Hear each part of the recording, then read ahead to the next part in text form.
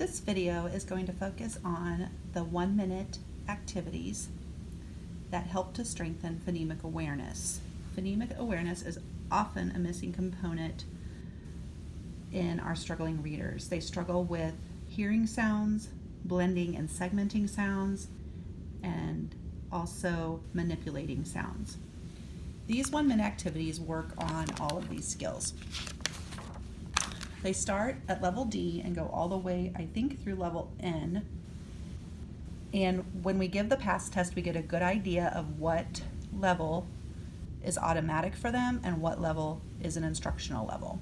When you work with students on the 1-minute activities, it is important to do 2 levels at the same time.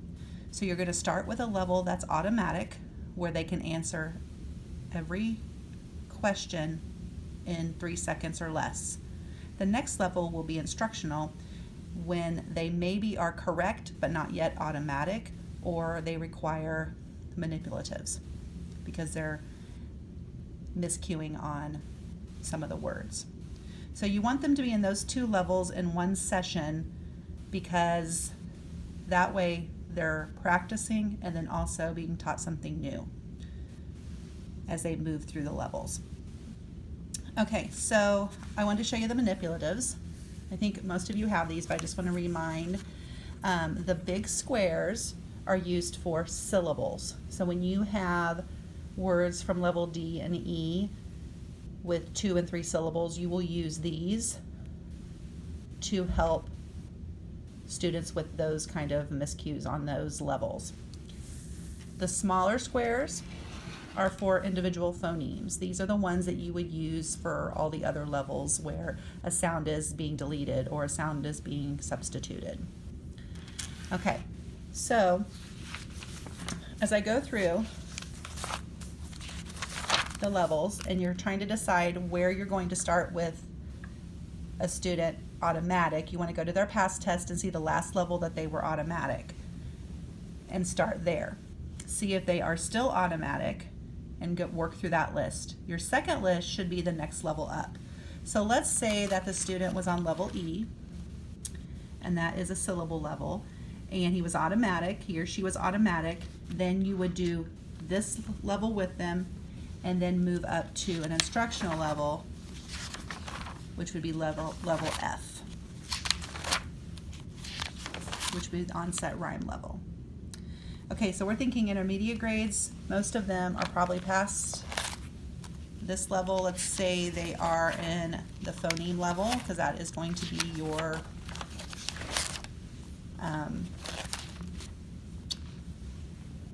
advanced levels. So let's say we start at level L, and that might be a challenge for them. So maybe K is their instructional level. So I would start with K and just say let's say I'm doing this list, and I would just say spy. Now say spy instead of p, say k. Glass instead of say So they're having to manipulate, know which sound leaves the word and which sound comes in its place. If you ask them a word and they take longer than 3 seconds, but they're able to get it, then just move on to the next word. If they miscue or tell you the wrong word, ask it again. And then if they again tell you the wrong word, then you would want to use some kind of concrete tools. So in this case, this is a phoneme level. So you would use, let's say we're doing the word spy. You ask them how many sounds are in spy. They tell you 3. They can tap them out, whatever they do to figure that out. And then you would have them put a block for each sound. S, p, I, and have them point and say each sound. S, p, I. Then ask the question again. Now say spy instead of p, say k. Have them figure out which sound to take away. Have them do it. Try not to give them any hints. P goes away and k comes in. Now what word do we have? They may have to point and say again, s, k, I, sky, and then you move on. Let's say you go to the next word glass, and they again miscue. You ask them again, and they give you a different answer. So you're going to try the blocks again.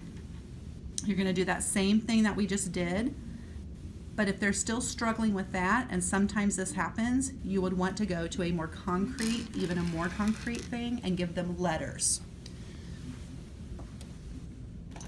So the word is glass. I'm going to ask them the first sound.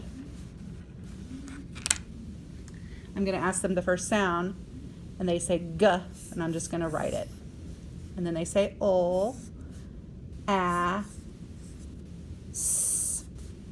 And I'm not going to get into how to spell it for this because we're just trying to live in the world of sound. So say glass. Now instead of O, say So you give them an eraser, have them erase the sound that they're supposed to erase,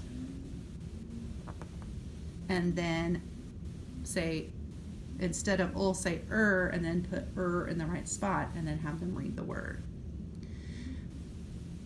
We hopefully don't have to go to this giving them letters to look at too much, because we really want them living in the world of sound, because that is what these activities are meant to do, to strengthen their phonemic awareness. But this is definitely something you could use and probably will use in an instructional level, at least at first. So you want to be working in your automatic level and an instructional level. With more sessions, that instructional level will hopefully become automatic, and then you will move to the next level up.